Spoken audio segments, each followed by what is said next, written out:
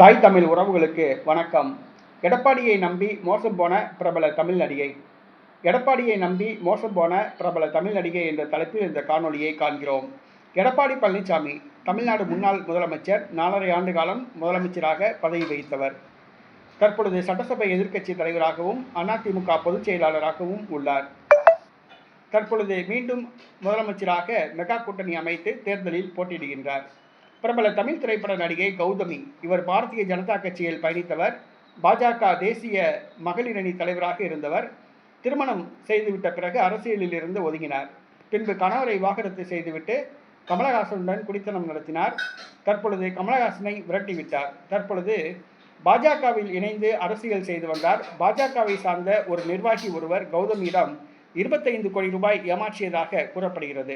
இதில் பாஜக கௌதமிக்கு ஆதரவாக செயல்படவில்லை. இதன் காரணமாக அதிலிருந்து விலகி அதிமுகவில் இணைந்தார். கடந்த சட்டசபை தேர்தலில் பாஜக வேட்பாளராக ராஜபாளையம் தொகுதியில் போட்டியிடுவார் என்று எதிர்பார்க்கப்பட்டது. அதற்காக களப்பணி ஆற்றினார். கடைசி நேரத்தில் பாஜகவுக்கு அந்த தொகுதி ஒதுக்கப்படவில்லை.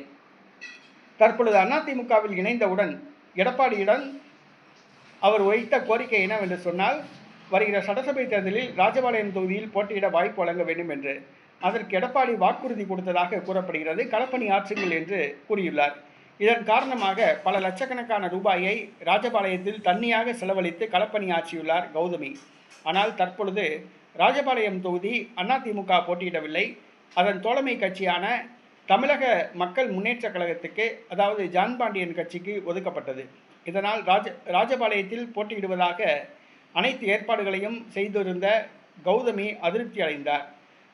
தனக்கு ராஜபாளையத்தில் போட்டியிட சீட்டு கொடுக்கப்படும் என்று எடப்பாடி வாக்குறுதி அளித்ததால் பல லட்சக்கணக்கான ரூபாயை செலவழித்துள்ளார். தற்பொழுது நடுத்தெருவில் விடப்பட்டுள்ளார். புலம்பி வருகிறார். எடப்பாடி பழனிசாமிக்கு அலைபேசியில் தொடர்பு கொண்டால் எடப்பாடி பழனிசாமி கௌதமி அவர்களுடைய காலை அட்டன் பண்ணவில்லை என்று கூறப்படுகிறது.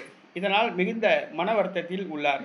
எடப்பாடியை நம்பி மோசம் போனார் பிரபல தமிழ் திரைப்பட நடிகை கௌதமி.